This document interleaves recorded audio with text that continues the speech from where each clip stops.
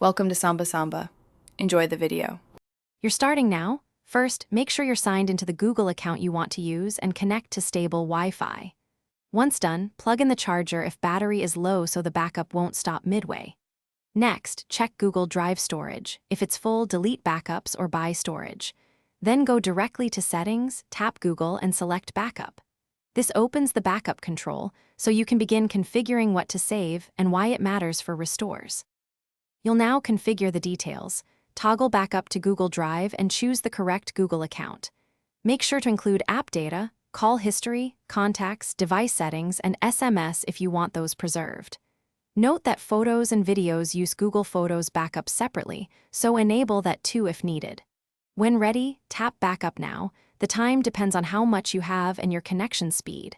While it runs, keep the phone on Wi-Fi and charging to avoid interruptions. Finish by verifying the backup timestamp in Settings right arrow Google right arrow Backup so you know it completed.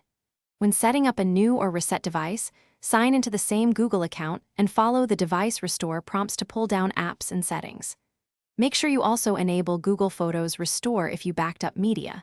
If you hit problems, like a stuck or incomplete backup, check drive storage space, update Google Play services, and clear its cache.